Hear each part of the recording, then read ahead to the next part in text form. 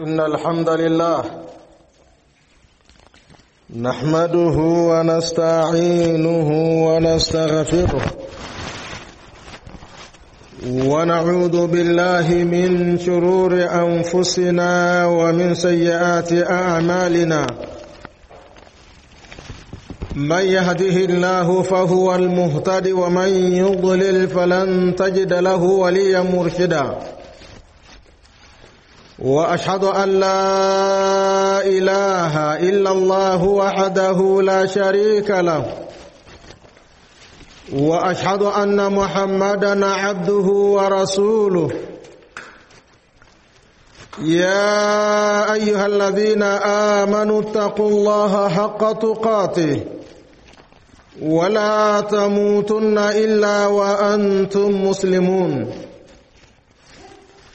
يا أيها الناس اتقوا ربكم الذي خلقكم من نفس واحدة وخلق منها زوجها وبث منهما رجالا كثيرا ونساء واتقوا الله الذي تساءلون به والأرحام إن الله كان عليكم رقيبا يا أيها الذين آمنوا اتقوا الله وقولوا قولا سديدا يصلح لكم أعمالكم ويغفر لكم ذنوبكم ومن يطع الله ورسوله فقد فاز فوزا عظيما أيها الأحبة فإن أصدق الحديث كتاب الله وخير الهدي هدي محمد صلى الله عليه وسلم وشر الأمور محدثاتها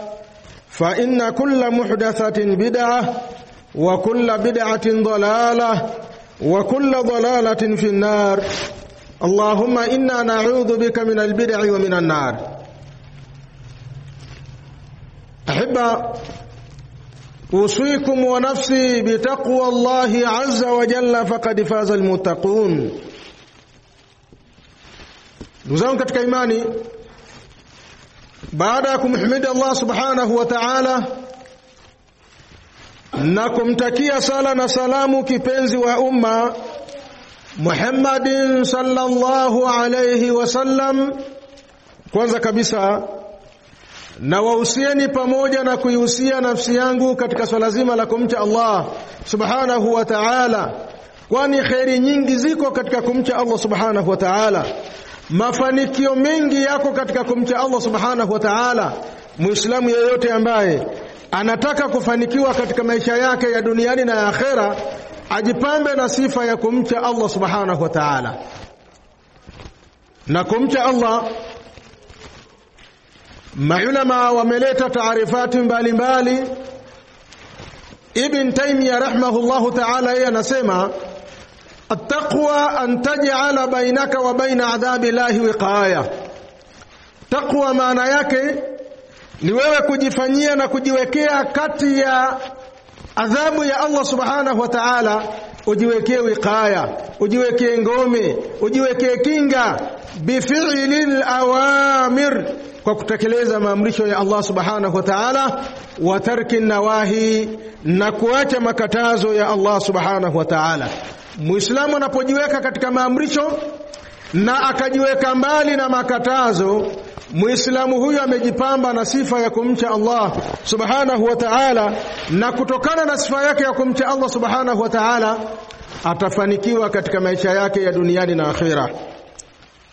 Ahibba, khutba yetu ya leo itaendelea kutueleza utukufu wa siku hii ya Eid al-Adha. Siku hii ni tukufu. Inna hadha al-yawm al-'azima, hakika siku hii tukufu, yawmun karimun, ni siku ambayo ni tukufu mno. Yawmu Eid lilmuslimina fi mashariqi al-ardi wa magharibiha, ni siku ya sikukuu kwa Waislamu wa mashariki na wa magharibi. Leo ndio sikukuu yao. Ukifungua hata vyombo vya habari, ukiingia katika mitandao ya kijamii, yote inaeleza ya kwamba leo ni siku ya Eid kwa Waislamu wa dunia nzima. Sio swala la siri wala sio swala lililojificha, ni swala ambalo liko wazi. Inaonyesha kabisa kwamba leo ni siku ya sikukuu, ni siku ya Eid kwa Waislamu wa dunia nzima. Wa yawmu birrin wa rahmatin, na ni siku ya kufanyiana wema, na ni siku ya kufanyiana huruma. Wa yawmu aklin wa shurbin wa dhikrin lillahi subhanahu wa ta'ala, na ni siku ya kula na kunywa na kumtaja Allah subhanahu wa ta'ala. Leo ni siku ya kula, Waislamu wanakula wanasherehekea, Waislamu wanakunywa wanasherehekea, lakini vile vile ni siku ya kumtaja Allah subhanahu wa ta'ala. Muislamu usije ukao na kula na ukao na kunywa ukasahau kumtaja Allah subhanahu wa ta'ala. Ni siku ambayo vyote hivyo vinatakiwa viende kwa pamoja. Ni siku ya kula, ni siku ya kunywa, ni siku ya kumtaja Allah subhanahu wa ta'ala. Ndugu katika imani, wa yawmu tazawurin, na ni siku ya kutembeleana. Unatoka nyumbani kwako kwenda kumtembelea ndugu yako katika imani, unatoka na kwenda kumtembelea ndugu yako katika nasaba, kwa sababu ni siku ya kutembeleana. Wa yawmu silati rahimin, na ni siku ya kuunga udugu. Waislamu wanatakiwa waunge udugu na wasiwe ni wenye kukata udugu. Na katika kuunga udugu kuna kheri na fadhila nyingi, na katika kuunga udugu kuna faida nyingi. Ndugu katika imani, miongoni mwa matunda ya kuunga udugu, silatur rahimi sababun lidukhuli aljanna. Kuunga udugu ni sababu ya kuingia katika pepo ya Allah subhanahu wa ta'ala. Kama unaona udugu wenu unataka kukatika, udugu wenu hauko sawa, ukaamua kuunga, kwa hakika unafanya jambo ambalo linamridhisha Allah subhanahu wa ta'ala, jambo ambalo analipenda Allah subhanahu wa ta'ala. Kwa ndugu zangu katika imani, watu wanatakiwa kuunga udugu kwa ajili ya Allah subhanahu wa ta'ala, na ukiunga udugu unatengeneza sababu ya wewe kwenda kuingia katika pepo ya Allah subhanahu wa ta'ala. Katika hadithi ya Abu Ayyub radhiyallahu anhu, anna rajulan sa'ala Rasulullah sallallahu alayhi wa sallama an amalin yudkhiluhu aljanna wa yuba'iduhu minan nar. Sahaba moja alimuuliza Mtume sallallahu alayhi wasallama amal, matendo yatakayomuingiza katika pepo ya Allah subhanahu wa ta'ala, na matendo yatakayomweka mbali na moto wa Allah subhanahu wa ta'ala. Faqala, Mtume sallallahu alayhi wasallam akasema, ta'budullaha, miongoni mwa amali ambazo zitakuingiza wewe katika pepo ya Allah na zitakuweka mbali na moto wa Allah subhanahu wa ta'ala, muabudu Allah subhanahu wa ta'ala, wala tushiriku bihi shay'a, wala usimshirikishe na jambo lolote. Watuqimu salata, na usimamishe swala tano. Watuuti zakata, na utoe zaka. Watasilu rahim, na uunge udugu. Haya mambo kiyafanya kwa ikhlas, haya mambo kiyafanya kwa ajili ya Allah subhanahu wa ta'ala, itakuwa ni sababu ya wewe kuingia katika pepo ya Allah subhanahu wa ta'ala. Ndugu zangu katika imani, Mtume sallallahu alayhi wasallam katika hadithi hii ametaja miongoni mwa mambo ambayo yatakuingiza katika pepo ya Allah subhanahu wa ta'ala ni wewe kuwa ni mtu wa ibada, ni wewe kuwa unamwabudu Allah subhanahu wa ta'ala, lakini pia haumshirikishi Allah na jambo lolote. Unafanya ibada ambayo hauchanganyi na ushirikina. Hii ni sababu ya wewe kuingia katika pepo ya Allah subhanahu wa ta'ala, na ni sababu ya wewe kuwekwa mbali na moto wa Allah subhanahu wa ta'ala. Lakini pia watuqimu salata. Sahaba huyu akaambiwa na Mtume usimamishe swala tano, uswali. Swala ni sababu ya wewe kuingia katika pepo ya Allah subhanahu wa ta'ala. Watuuti zakata, na utoe zaka. Watasilu rahimi, na uunge udugu. Kuunga udugu ni sababu ya kuingia katika pepo ya Allah subhanahu wa ta'ala. katika hadithi nyingine ya Abdullah ibn Salam radhiyallahu anhu anasema, amesema Mtume sallallahu alayhi wasallam, ayuhan nasu, enyi watu, ayuhan nasu, enyi watu, afshu salama, peaneni salamu, salimianeni. Ni maelekezo ya Mtume sallallahu alayhi wasallam, anawaelekeza waislamu wawe ni wenye kusalimiana. Afshu salama, toleaneni salamu. Wasilul arhama, na ungeni udugu. Wasallu bil-laili wan-nasu niyam, na swalini usiku hali ya kuwa watu wengine wamelala. Watutimu at-ta'ama, na lisheni chakula. Tadkhulul jannata bisalamin, mtaingia katika pepo ya Allah subhanahu wa ta'ala kwa amani kabisa.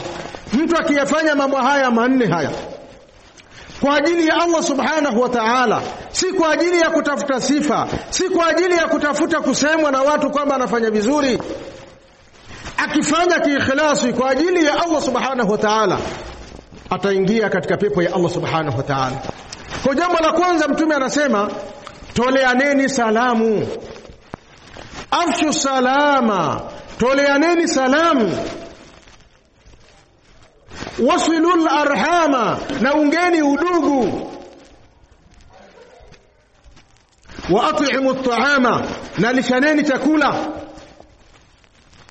Wasallu bil-laili wan-nasu niyam, na swalini usiku wakati watu wengine wamelala.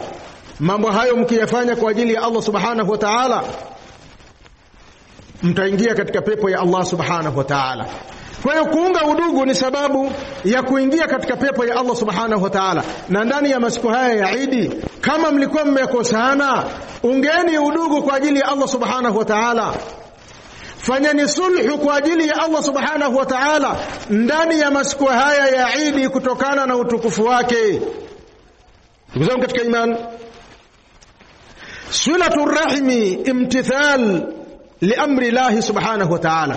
Kuunga udugu, mtu anapofanya namna hiyo anakuwa anatekeleza amri ya Allah subhanahu wa ta'ala, maelekezo ya Allah subhanahu wa ta'ala, mafundisho ya Allah subhanahu wa ta'ala. Qala Allah ta'ala, Allah subhanahu wa ta'ala anasema, walladhina yasiluna ma amara Allah bihi an yusala, na wale ambao wanayaunga yale ambayo Allah anaamrisha yaungwe. Wayakhshawna rabbahum, na wanamuogopa Mola wao.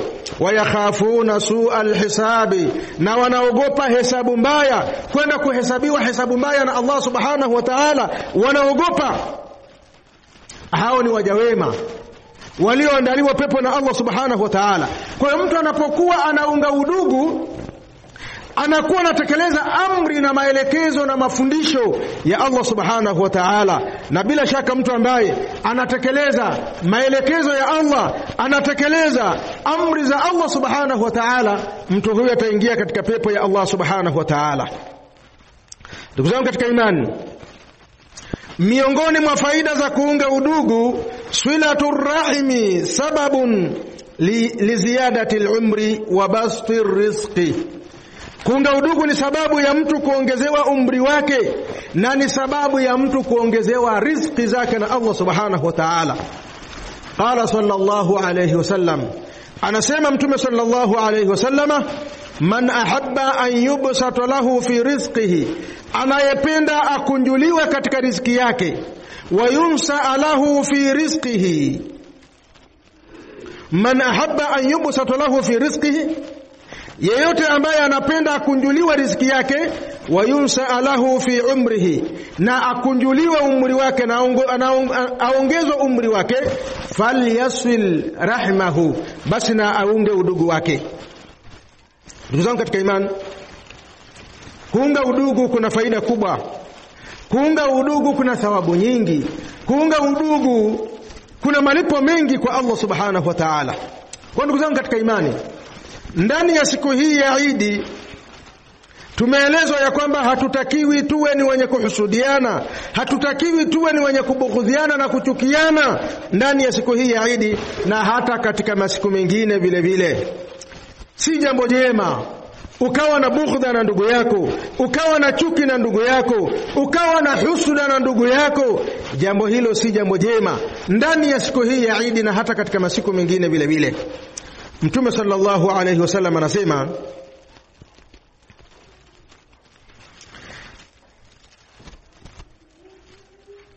Mtume anatukataza, anasema la tabaghadhu, msibughudhiane, msichukiane, wala tahasadu, wala msihusudiane, wala tadabaru, wala msikimbiane, wakunu ibadallahi ikhwana, na kuweni ni waja wa Allah subhanahu wa ta'ala hali ya kuwa ni ndugu.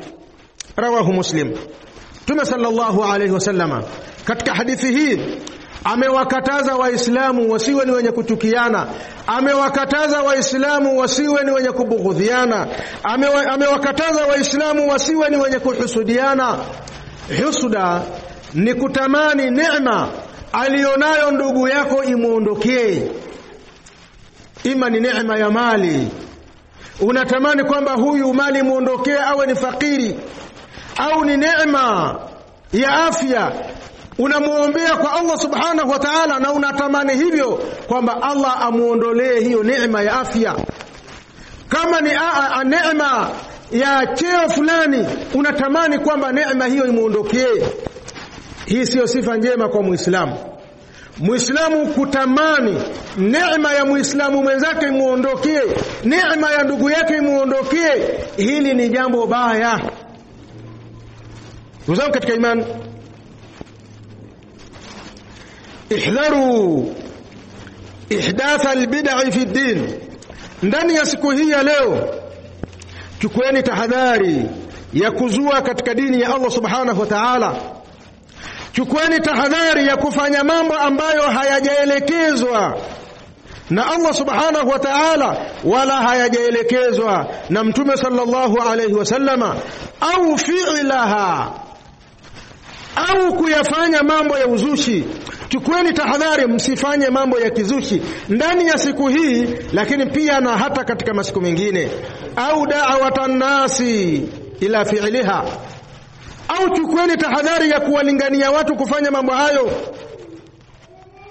au nashiriha, au kuyaeneza na kuyasambaza katika mitandao ya kijamii. Leo mtu anapopata message bila kuiangalia na kuichunguza, message hiyo ina usalama wa kiasi gani, anaweza akaanza kuisambaza katika magrupu mbalimbali, anaanza kuisambaza katika maeneo mbalimbali. Yawezekana unachokisambaza ni uzushi, yawezekana unachokisambaza hakijaelekezwa na Allah wala hakijaelekezwa na Mtume sallallahu alayhi wasallama. Chukueni tahadhari ya kuzua katika dini ya Allah subhanahu wa ta'ala katika siku hii ya leo na hata katika siku zingine vile vile. Watu wasifanye mambo ambayo ni ya kizushi, wasifanye mambo ambayo hayajafanywa na Mtume sallallahu alayhi wasallam. Ayuha almuslimun, ihdharu min alwuqu'i fi alma'siyati wadh-dhunubi walmuharramati. Ndani ya siku hii ya leo chukueni tahadhari ya kutokufanya maasiya, kutokufanya makosa, kutokufanya madhambi, kutokumwasi Allah subhanahu wa ta'ala. Chukueni tahadhari kubwa. Lakini leo naweza kukuta Waislamu wanafanya madhambi, wanafanya maasiya, wanafanya makosa ndani ya siku ya Eid na hata uoga pia hawana. Watu wanafanya madhambi lakini uoga hawana. Hii ni hatari ndugu zangu katika imani. Tujitahadhari na maasiya, tujitahadhari na madhambi ndani ya siku ya Eid na hata katika masiku mengine. Aqulu ma tasma'un, astaghfirullah li wa lakum wa lisairil muslimina wal muslimat fastaghfiruhu innahu huwal ghafurur rahim wa huwal barrul karim.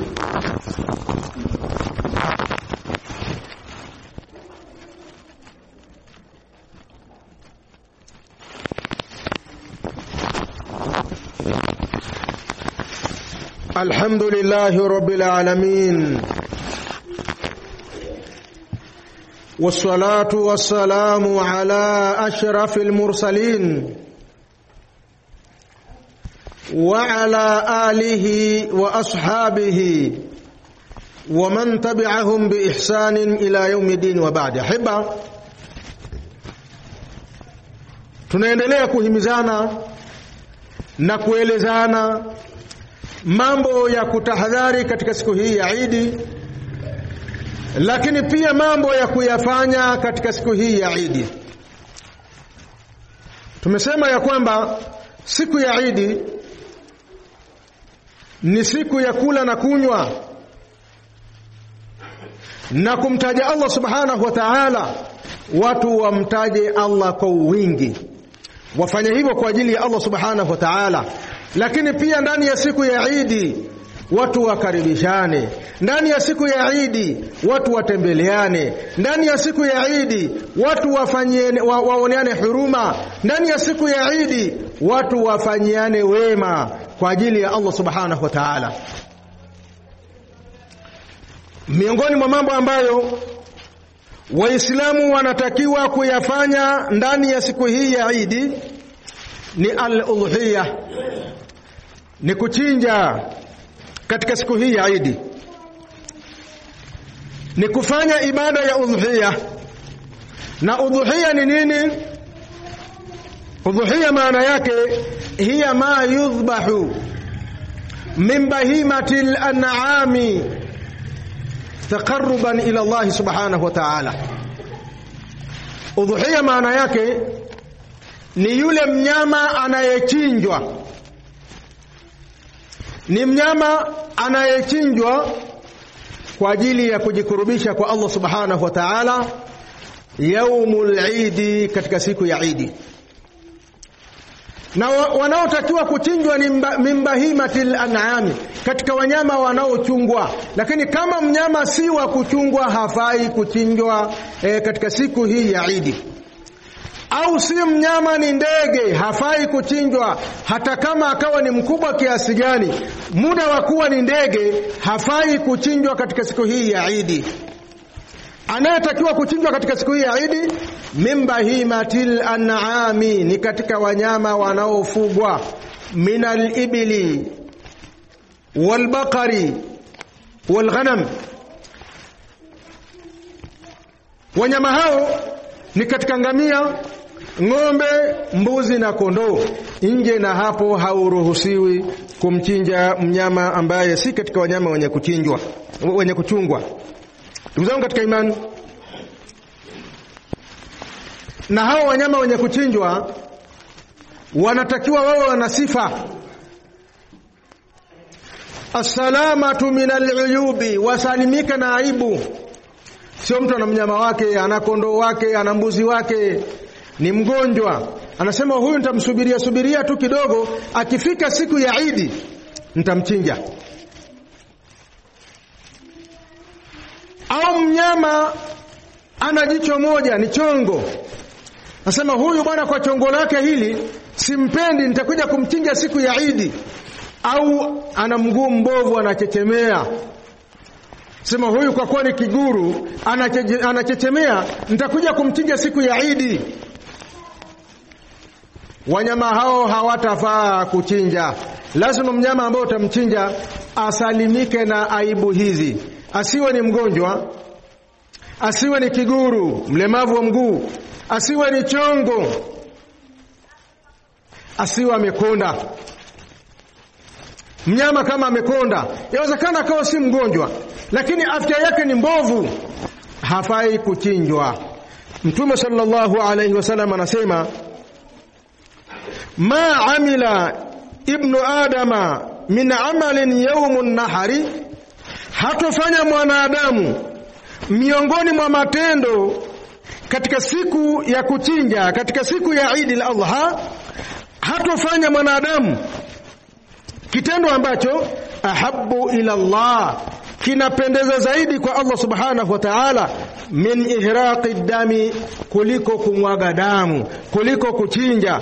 Unapochinja unakuwa umefanya ibada kubwa katika siku hii ya leo. Ahiba, kuchinja kuna masharti yake.